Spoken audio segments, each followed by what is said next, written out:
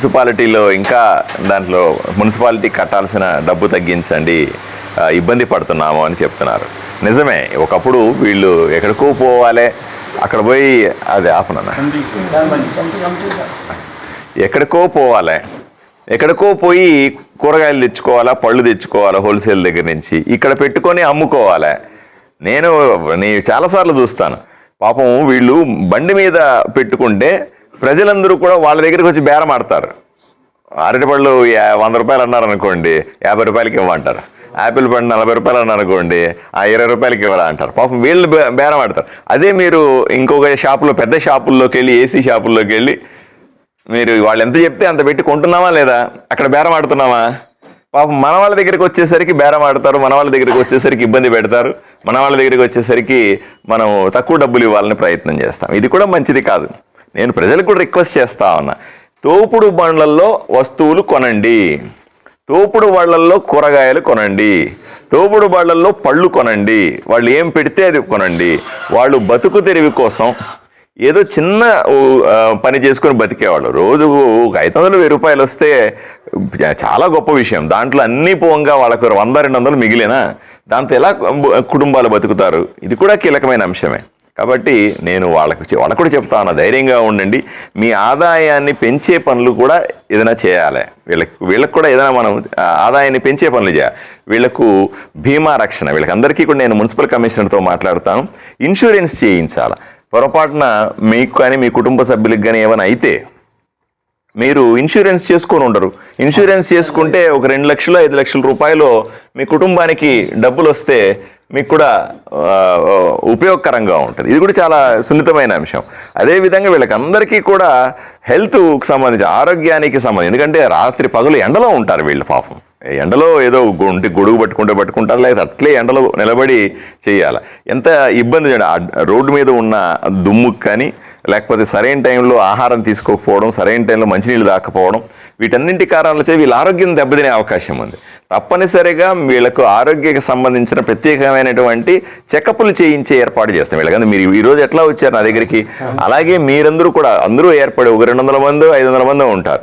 మీ అందరూ కూడా గవర్నమెంట్ హాస్పిటల్లో కానీ ఎక్కడో చోట, లేదా ప్రైవేట్ హాస్పిటల్ ఎక్కడో ఒక చోట ఉచితంగా మీకు ఆరోగ్యానికి సంబంధించిన చెకప్లు కూడా చేయించాలి. అది కూడా చేసుకోవాలి. యూనియన్ లాగా ఫామ్ కాండి, యూనియన్ లాగా తయారవ్వండి. మీ ఆరోగ్యాలకు అందరికీ కూడా, మీ ఆరోగ్యాలు కాపాడుకోవడం కూడా చాలా ముఖ్యం ఈ సందర్భాల్లో. మూడోది, అన్నింటికంటే ముఖ్యమైనది వీళ్ళకి సంబంధించినటువంటి ఇళ్ళు. వీళ్ళందరూ పేదవాళ్ళు పాపం, ఎక్కడెక్కడో ఎప్పుడో ఉన్నటువంటి ఇళ్లలో ఉంటారు. వీళ్ళకి కొంతమంది ఇళ్ళు ఉంటాయి, ఇళ్ళు ఉండవు, బాడిగిళ్ళలో ఉన్నారని చెప్తా ఉన్నారు. వీళ్ళకందరికీ తప్పనిసరిగా ఇల్లులు ఏర్పాటు చేసే బాధ్యత. మనం ఎన్నో చెప్తాం, పెద్ద పెద్ద పథకాలు చెప్తాం. ఈరోజు కూడా నేను సమావేశానికి వెళ్తా ఉన్నాను.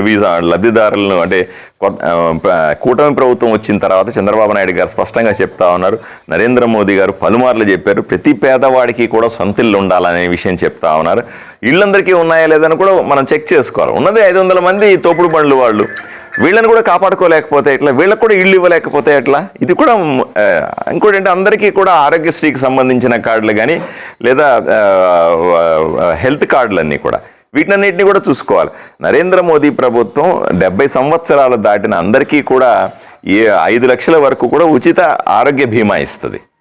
అలాగే ఆరోగ్యశ్రీ కార్డులు ఉంటే వీళ్ళకి ఏ సమస్య వచ్చినా సరే ఉచితంగా జరిగే అవకాశం. లేకపోతే ఏమవుతుందంటే వీళ్ళు సంపాదించేదే 100-200, డాక్టర్ దగ్గరికి పోతే కన్సల్టేషన్కే 400 అయిపోతే, మందులు కొనుక్కోవడానికి 200 అయితే, పొరపాటున ఈ జబ్బులు, జ్వరమో ఇంకోటి ఏదైనా వస్తే వీళ్ళ కుటుంబాలను ఎవరు కాపాడుతారు? ఇది కూడా కీలకమైన అంశం. వీళ్ళకందరికీ కూడా నేనున్నానని ధైర్యం ఇస్తా ఉన్నాను. వీళ్ళకందరికీ చెప్తా ఉన్నా చాలా స్పష్టంగా, ఈ అంశం చాలా చిన్న అంశం. మీరు ఏదైతే నా దగ్గర తీసుకొని వచ్చినారో చాలా చిన్న పని. అదే ఇది కాదు. మీ జీవితాలు బాగుపడడానికి, మీరు బాగుండాలి, మీ కుటుంబాలు బ్రహ్మాండంగా జీవించడానికి, దానికి సంబంధించిన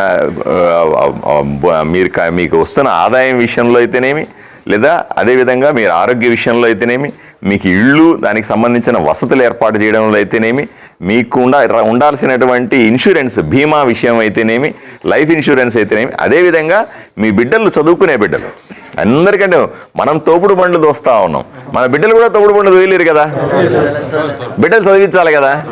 బిడ్డలను చదివించుకోవడానికి తగిన ఏర్పాట్లు కూడా చాలా కీలకం. నిన్ననే మనము కొంతమంది ఊర్లో పెద్దలందరితో కూర్చుంటే బ్యాంకుల వాళ్ళు కూడా బ్యాంక్ మేనేజర్లు కొంతమంది చెప్తున్నారు నాకు, ఎవరన్నా చదువుకునేట్లయితే మేము ఆర్థిక సాయం చేస్తాము అని చెప్తా ఉన్నారు. మీరు మీ బిడ్డలు ఎవరన్నా సరిగా చదువుకోలేకపోతే వాళ్ళకి ఏదైనా ఆర్థిక సాయం కావాల్సి వస్తేనే ఆ బ్యాంకులు వాళ్ళతో మాట్లాడి కొంత ఏర్పాట్లు చేసే పని చేయాలి. మనం ఇట్లా ఉన్నామని మన బిడ్డలైనా సరే మంచి ఆఫీసర్లు కావాలా, మంచి వ్యాపారాలు చేసుకోవాలా, మంచిగా చదువుకుని ఉద్యోగాలు చేసుకోవాలనే ఆలోచన ఉండాలి కదా. ఇవి కూడా మీరు ఆలోచన చేయాలి. ఇన్ని ఆలోచన చేస్తే తప్పనిసరిగా ఆదోనిలో ఉన్నటువంటి ప్రతి ఒక్క నా సహోదరులందరూ కూడా, వీళ్ళందరూ నా కుటుంబం, వీళ్ళందరూ కూడా వేరే వాళ్ళు కాదు, వీళ్ళంతా నా కుటుంబం. నేను ఎమ్మెల్యే అయిన తర్వాత నా కుటుంబం బాగుంటేనే నేను బాగుంటాను, వీళ్ళందరూ బాగుంటేనే నేను బాగుంటాను. వీటిలన్నింటినీ కూడా మనమే ఒకసారి కూర్చొని ఆలోచన చేస్తామని వీళ్ళందరినీ కూడా, ఇప్పుడు కేవలం ఒక 50-70 మంది వచ్చినారు. ఈసారి తోపుడు బండ్లు ఉన్న వాళ్ళందరినీ తీసుకురండి, ఒకసారి ఒక మీటింగ్ చేసి వాళ్ళకి ఎలా చేయాలి, వాళ్ళ ఆదాయం పెంచే మార్గాలు ఏమిటి, ఉన్న దాంట్లో సర్దుకోవడం కాదు, ఆదాయం ఎలా పెంచుకోవాలి అనేది ఊర్లో కూడా నేను మళ్ళీ నేను ఊర్లో ఆదోనిలో ఉన్న ప్రజలకందరికీ చేతులెత్తి వేడుకుంటా ఉన్నాను.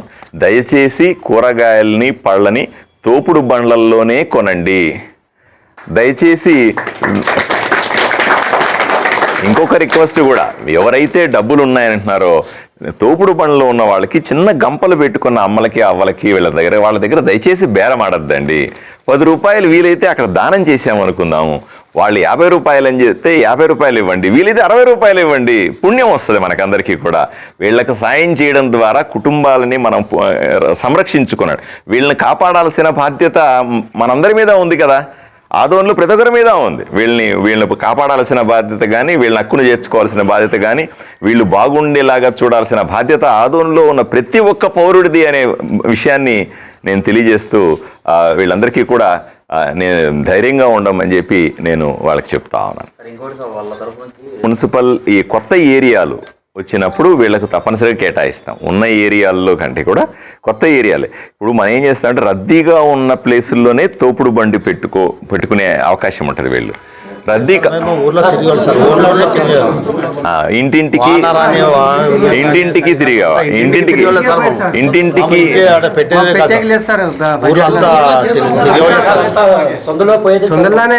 ప్రతి సందులోకి పోయి తోసుకుంటారు. వాళ్ళ బాధ చూడండి, ఆలోచన చేయండి, విచిత్రం చూడండి. ఇప్పుడు వీధిలో ఉదిరి 300-400 పడతారు సార్. మీరు తీసుకుంటారు లేదండి, ఏం రాదు. ఉదిరి పడతారు బారికి 150 ఏం లేదు. మీరు చెప్పినట్ల 300 చేసుకుంటున్నవాడు డాక్టర్ పోతే అప్పులు తీయాలమ్మా, అంతే. అట్లా పరిస్థితి సార్ మంది నిజం.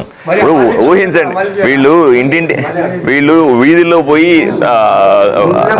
ఒక నిమిషం వీధుల్లోకి పోయి తోసుకుంటా పోతా ఉంటారు. తోసుకుంటా పోతే రోడ్డు బాగాలేదు, గుంతలు ఉన్నాయి, ఎట్లా తోసుకుంటారు చెప్పండి, ఆలోచన చేయండి. రోడ్లు వేయాలి. రెండవది, వీళ్ళందరూ కూడా ఈ ఎండ ఈ మాత్రం ఉందనుకోండి, విపరీతమైన ఎండలో తొయ్యలేరు, పొద్దున సాయంకాలం తొయ్యగలుగుతారు. ఎండలో తోస్తే ఆరోగ్యం దెబ్బతింటది, పోనీ అట్లా కూడా బలవంతంగా తోయాల్సి వస్తుంది. రెండోది, విపరీతంగా వర్షం పడింది, ఏదైనా ఇబ్బంది వచ్చింది, పండగలు వచ్చినాయి, ఇంకో రోజు వచ్చింది, ఆ రోజు వీళ్ళకి పని ఉండదు, ఆ రోజు డబ్బులు ఎవరిస్తారు వీళ్ళకి? పని చేస్తే తప్ప పూట గడవని ప్రజలు వీళ్ళంతా కూడా. వీళ్ళందరినీ మనం గుండెల్లో పెట్టుకొని చూసుకోవాలి, మామూలుగా కూడా కాదు, మన గుండెల్లో పెట్టుకొని చూసుకోవాలి. వీళ్ళు బాగుంటేనే ఊరు బాగుంటుంది, వీళ్ళు బాగుంటేనే ఊర్లో అభివృద్ధి జరుగుతుంది అనే విషయాన్ని దృష్టిలో పెట్టుకొని వీళ్ళని ఎక్కడ వీలైతే అక్కడ అకామిడేట్ చేయడానికి ప్రయత్నం చేస్తాం. కేంద్ర ప్రభుత్వం ఇలాంటి చిన్న సన్నకారు వ్యాపారస్తులకి ముద్రా లోన్స్, అంటే షూరిటీ లేకుండా ముద్రా లోన్స్ సెంట్రల్ గవర్నమెంట్ ఇస్తుంది సార్. అలాంటి ఏర్పాటు వీళ్ళకి ఏమన్నా? ఇప్పుడు గతంలో కరోనా సమయంలో గంపలు పెట్టుకొని తోపుడు బండ్లు వాళ్ళకందరికీ కూడా 10,000 రూపాయల చొప్పున అప్పుడు ఇచ్చినారు. కొంతమందికి చేరినాయి, కొంతమందికి చేరలేదు. అది కట్టి ఉంటే మళ్ళీ ఇంకా అదనంగా డబ్బులు ఇచ్చే అవకాశం ఉంది. నేను వీళ్ళందరినీ కూడా ప్రత్యేకంగా ఒకరోజు కూర్చుంటాను, వీళ్ళ ఆదాయం ఏమిటి, వీళ్ళు ఎలా. ఇప్పుడు మహిళలకు అనుకోండి, మహిళా సంఘాలు ఉన్నాయి, పొదుపు సంఘాలు ఉన్నాయి. పొదుపు సంఘాల ద్వారా వాళ్ళు పొదుపు చేసుకొని లోన్లు పెంచుకుంటూ వాళ్ళు ఆర్థికంగా బలపడే ప్రయత్నం చేస్తూ ఉన్నారు. మరి వీళ్ళకి ఎందుకు ఉండకూడదు అంటాను నేను. వీళ్ళకు కూడా పొదుపు సంఘాలు లాంటివి ఏర్పాటు చేసి బ్యాంకుల 10 మంది కలిసి గ్రూప్ కలిసి రైతు సంఘాల ద్వారా సహకార సంఘాలు ఉన్నాయి, రైతు సహకార సంఘాలు ఉన్నాయి. అదేవిధంగా ఈ చిన్న ఇప్పుడు రెక్కాడితే కానీ డొక్కాడని వాళ్ళు, అంటే ఏ పూట పని చేయడం ఆపేస్తే పొరపాటున ఒంట్లో బాగలేదని ఆ రోజు పని ఆపేశారనుకోండి, వాళ్ళకి ఆ పూట గడవదు. తప్పనిసరిగా జ్వరం ఉన్నా, కడుపు నొప్పి వచ్చినా, కాలు నొప్పి వచ్చినా తప్పనిసరిగా తోయాల్సిందే కదా దాన్ని. వీళ్ళు లేకపోతే వాళ్ళ ఇంట్లో వాళ్ళు ఎవరైనా తోయాలి, లేకపోతే ఇల్లు ఎట్లా గడుస్తుంది?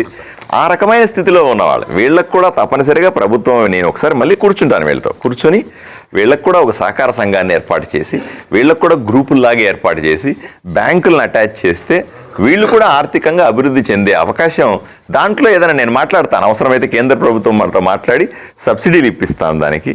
ఇవన్నీ కూడా దీర్ఘకాలిక అంశాలు, ఈ రోజుకి ఈరోజు జరిగేవి కాదు. ఈ దీర్ఘకాలంగా ఈ 5 ఏళ్లలో నేను పెట్టుకున్న ప్లాన్స్ ఇవన్నీ కూడా రాత్రికి చేయలేం, ఎందుకంటే నువ్వు ఈరోజు ఇట్లా అంటే చేయగలుగుతావా?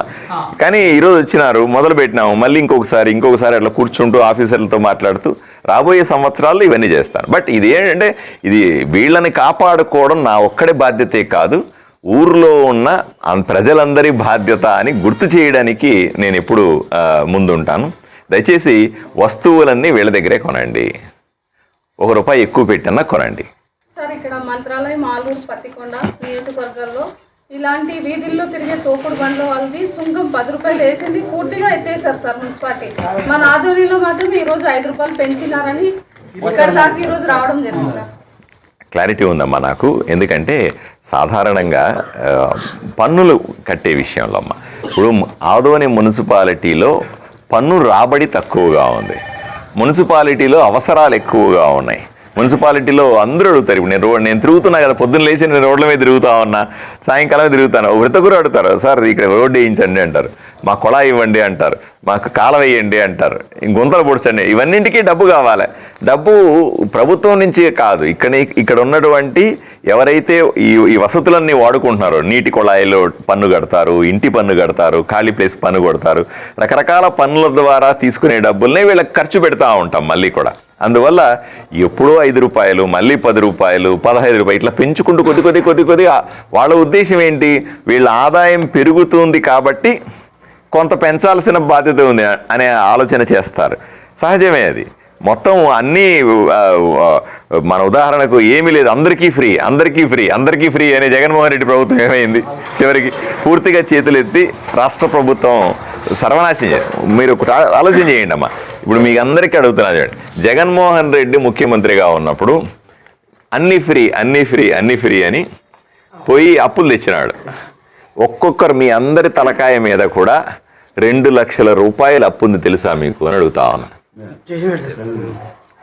నువ్వు అనుకుంటావు, నేను తీసుకోలేదు సార్ బ్యాంకులో ఇచ్చి అంటాడు ఈయన కదా. ఈయన మై నైలియా మై కాసేలియా ₹2 लाख అంటాడు. అరే భాయ్ ఆప్ నైలియే భాయ్ సాబ్, మీరు తీసుకోలేదు అప్పు, కానీ జగన్మోహన్ రెడ్డి మీ తలకాయ మీద తెచ్చేసాడు అప్పు, మీరు కట్టాల్సిందే. మీరు దేని మీద ఎక్సెల్ బెండ్ కూడా ఫైన్లు వేసారట.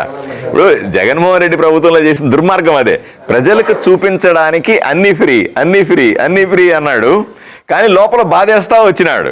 అందరికీ ట్యాక్సీలు వేసి, అందరికీ భయంకరంగా చేసి, అప్పులు తెచ్చి మన ఎత్తున కుచ్చిటోవి పెట్టి ఈరోజు ఏమీ చేయలేని పరిస్థితికి చేరుకున్నాడు. అర్థమైందా? కాబట్టి ఇవన్నీ కూడా మనం ఆలోచన చేసుకోవాలి. కానీ ఏది ఉచితంగా రాదు అన్న విషయాన్ని వీళ్ళు కూడా అర్థమయ్యే ఉంటుంది కదా. సార్ మీరు చెప్పడం లేదు, మనం ఏమంటున్నాము సార్, బండి ఎత్తున్నాగా వాళ్ళకి ఒకటి వద్దండి, మా గ్రూపులకి ఒకటి ఎత్తున్నాం సార్. ఇప్పుడు వేరే ఊళ్ళో లేవు సార్, ₹10 ఇస్తాం లేదు, ఇప్పుడు ₹20 లేను బండి తేవద్దు అది చెప్తున్నారు. మనకి రిక్వెస్ట్ చేస్తున్నాం సార్, మీకోసం చేస్తాం. న్యాచురల్గానే కొంచెం నేను మున్సిపాలిటీ వాళ్ళతో కూడా మాట్లాడతాను. నేను వీళ్ళు ఒకటే చెప్తాను, ఎవరికైతే గిట్టుబాటు అవుతుందో వాళ్ళు ఇవ్వండి, గిట్టుబాటు కాని వాళ్ళ దగ్గర మీరు బలవంతం చెయ్యొద్దు అని చెప్తాను ఆఫీసర్లకి. టెన్షన్ పడకండి, ఏమి నేనున్నాను కదా, నేను ఇన్ని కాబట్టి ఇవన్నీ కూడా జాగ్రత్తగా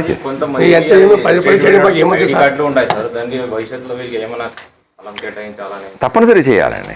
వీళ్ళు అని అందుకని అడిగాను రాగానే, మీకు యూనియన్ ఉందా అని అడిగినాను. సార్ లేదు యూనియన్. తప్పనిసరిగా మీరు కూడా అందరూ కలిసి ఓ రోజు మీటింగ్ పెట్టాలా, ఎంతమంది ఉంటే అంతమంది.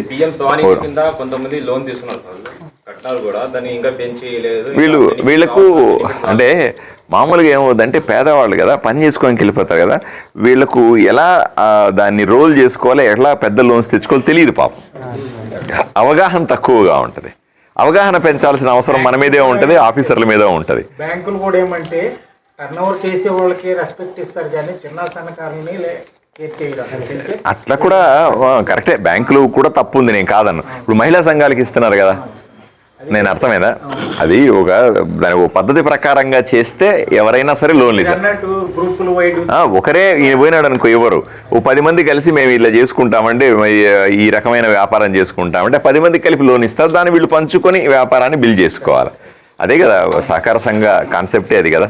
కాబట్టి ఇవన్నీ కూడా చేద్దామండి, తప్పనిసరిగా. ఇప్పుడే వచ్చినారు వీళ్ళ సమస్యలు వింటా ఉన్నాను, నాకు తెలిసింది కూడా చెప్తాను. వీళ్ళు ఏం అడగకపోయినా ఎన్నో విషయాలు చెప్తున్నాను వాళ్ళకి, అవునా కదా. ఇవన్నీ అడగలే మీరు కదా, ఇవన్నీ అడగకపోయినప్పటికి కూడా. కాబట్టి వీళ్ళందరికీ కూడా మనం జాగ్రత్తగా చూసుకుంటాం, టెన్షన్ పడాల్సిన అవసరం లేదు ఎవరు కూడా. ఏమప్పా, థ్యాంక్స్ సార్.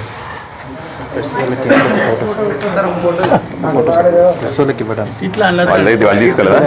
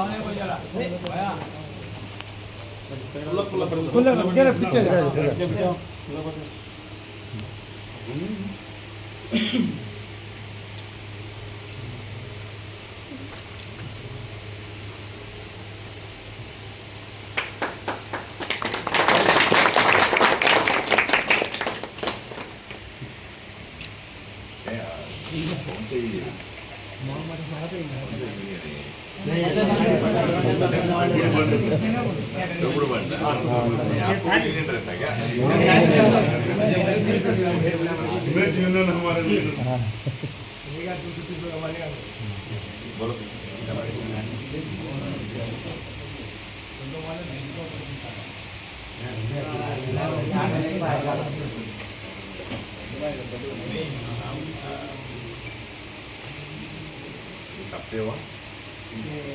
ये बहुत साल से नहीं बढ़ाया बोलते, 2 साल हो गया ना भाई सर, बहुत ही साल से नहीं बढ़ाया बोलते, थोड़ा थोड़ा तो बढ़ाए, क्योंकि रोड डालना है, ये डालना है, वो डालना है, इसी के लिए थोड़ा पैसे चाहिए, थोड़ा सिल्क क्लीन करना है, आपके घर के सामने पानी देना है, ये सब के लिए म्यूनसिपालिटी के लिए थोड़ा पैसे चाहिए। अरे यार मैं भी गरीब हूँ यार, ये मेरा किराया घर है, मेरा और भी घर भी नहीं है। की बात बोल रहे हैं आप?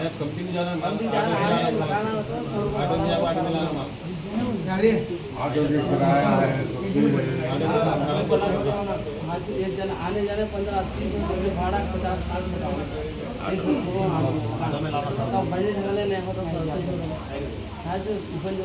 पहिले मार्केट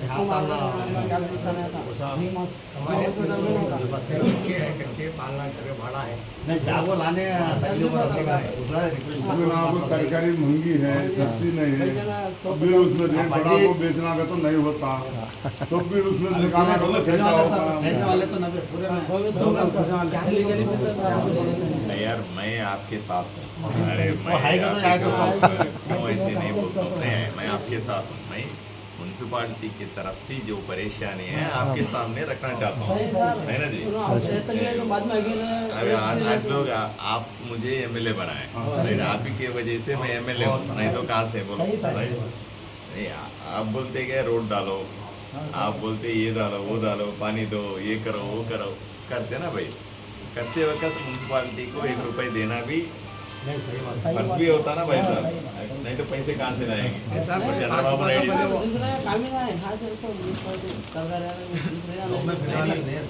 वहाँ पे 1 रुपये, वहाँ पे 1 रुपये, वहाँ पे 1 रुपये तो लिए तो ही काम चला सकते हैं, नहीं तो काम नहीं चलाए।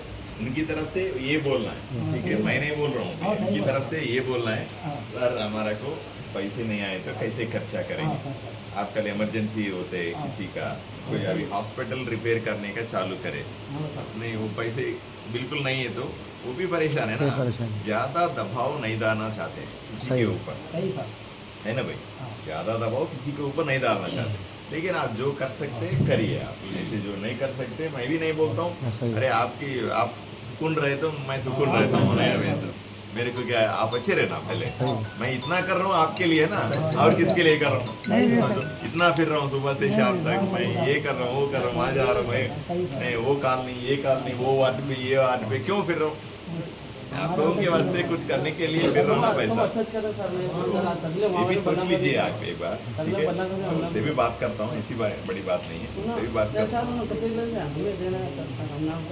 नहीं, अगर जिस लोगों को थोड़ा बचरा वो दो यार, जिस लोगों को नहीं बचरा बोलते हैं, ऐसा कोई नहीं है यार, हम गरीब के साथ रहने वाले ऐसे नहीं है। कोई भी जबरदस्ती किसी से नहीं करेंगे, क्योंकि हम पूरे लोग आधुनिक है, एक के ऊपर एक जबरदस्ती करके क्या करेंगे बोलो? किसी को वर्कआउट हो रहा है, किसी को 1 रुपया मिल रहा तो दो भाई, ठीक है?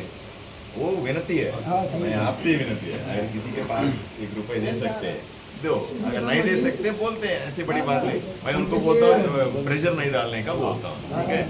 శ్రీనివాస్ భవన్ తో మార్కెట్ ఉండే సార్, అప్పుడు మేము పోయి తెచ్చుకుంటుంటాం, ఆటో బాడీ మీకు ఉంటుండే సార్. ఇప్పుడు మళ్ళీ మేము ఆటోకి పోయేటప్పుడు 15 ఇవ్వాలి, వచ్చేటప్పుడు 70 రూపాయలు 80 రూపాయలు ఖర్చు అవుతుంది సార్. ఇదే మాకు నెత్తి మీద వస్తాం సార్, మళ్ళీ ఇప్పుడు పెంచాలి.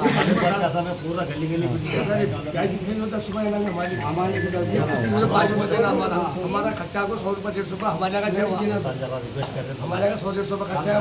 अरे यार मैं आपके लिए हूँ, अरे मेरे आपके लिए हूँ, ऐसा बड़ी बात नहीं, आपका परेशानी मैं आसानी से समझ सकता हूँ, ऐसी बड़ी बात नहीं, ठीक है? हमें तो हमें ये जगह ठहरने वाले ने सर, हमें पूरा एक बार म्यूनसिपालिटी को बात करता हूँ, कमीशन से बात करता हूँ, क्योंकि वो उनका ये बोलना है सर बहुत साल हो गए, है ना सर? बहुत साल हो गए, ये करेक्ट आगे बढ़ा के सर पहले बढ़ाते वो अगर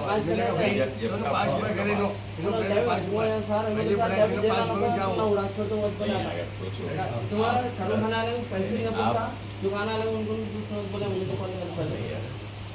ये बोलता हूँ आप लोगों को, आप ऐसे भी दिए समझो 10-20 ज़्यादा भी दिए, कितने बचेगा? वो भी थोड़ा ही पैसे है ना जी, इसे भी कुछ ज़्यादा पैसे नहीं है ना जी? तो सबके आप जो बोले वैसे भी मैं उनसे बात करता हूँ, आप आराम से रहिए, ठीक है? डरने के बाद बिल्कुल नहीं, मैं आपसे विनती है जिसको बचता है वो दो, ठीक है? आपके ऊपर कोई जबरदस्ती नहीं करेंगे, ठीक है? समझ में? ठीक है ना भाई? अरे यार आप नहीं तो आपका है, इससे बड़ी बात नहीं। मैं हमारा मसला वो हल करते हो तो सोच बनने वाले सरकार नहीं तो बटन ढकलेगा ना सर, बटन ढकलेगा तो पूरा जम होता है. కంప్యూటర్ పోయింది కదా 150 నెత్తి మీద వస్తుంది సార్. నాకు అర్థమవుతుంది, ఏం లేదు సార్. నాకు అర్థమైంది. మనం అక్కడ ఇక్కడ అంతా ఖర్చు పెట్టుకొని మీరు బతకడమే కష్టంగా ఉంటుంది నాకు తెలుసు. అర్థమైందమ్మా? ఇప్పుడు మిగతా వాళ్ళు షాపుల్లో ఉన్నట్టు వాళ్ళు మిగతా వాళ్ళలాగా మీరు సంపాదించలేరు, సాధ్యం కాదు. రోడ్డు మీద ఉన్నాము. ఇంకోటి ఏంటంటే ఎవడన్నా కొనుక్కునేవాడు కూడా మీ దగ్గర బేరమాడతాడు, మీ షాపులో పోయి బేరమాడచ్చు కదా, అంతే కదా? నువ్వు యాపిల్ 40 రూపాయలు అన్నావు అనుకో 20 రూపాయలు ఇస్తారంటాడు, మరి షాపులో పోయి అడగచ్చు కదా, అంతా వాడు పట్టుకొని షాపులో పోయి వాడు చెప్పినట్టు కొలతలు వేసుకొని తీసుకొని వచ్చి ఇంట్లో పెట్టుకుంటారు కదా. నేను అది కూడా చెప్తాను సీరియస్గా, బండ్లలో ఉన్న వాళ్ళనే కొనండి. నేను కూడా ఎప్పుడన్నా బండ్లు కొనమంటాను, ఎప్పుడన్నా మీరు చూసారు లేదు, ఆపి బండ్లు కొనుక్కొని పోతాను నేను.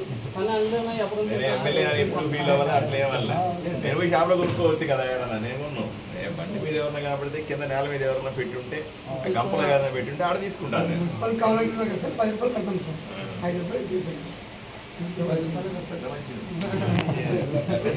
నాకు ఇంట్లో కూర్చొని తెలుస్తుంది నీకు కదా, అట్లా కాదు, నా సీట్లో కూర్చొని తెలుస్తుంది. పొద్దున ఇలాగనే పొద్దున వస్తాడు, మా అలాగే నీళ్ళు రావట్లేదు, అది రోడ్డు లేదంటాడు, ఎమ్మెల్యే ఇంకా మాకు కొనాలి రాలేదంటాడు కదా. అవన్నీ యాడ్ నుంచి తేవాలి కదా. ఇవన్నీ రకరకాలుగా ఉంటాయి. ధైర్యంగా ఉండండి, నేను మీతో ఉన్నాను, ధైర్యంగా ఉండండి. आप आ जाओ, वीडियो भी लेते हैं, वीडियो के लिए आप लोग भी आए ना। फोटो